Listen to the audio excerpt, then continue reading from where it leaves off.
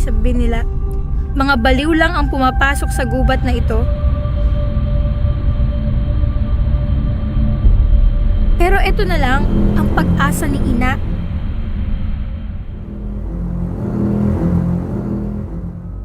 Bastang bantay ng kalikasan.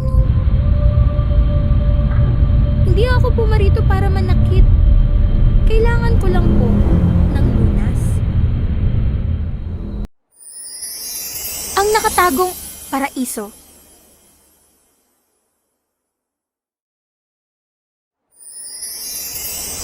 Ang bulaklak ng buhay.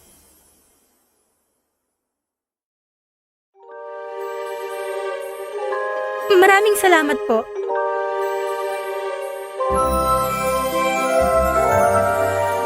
Maililigtas ko na si Ina.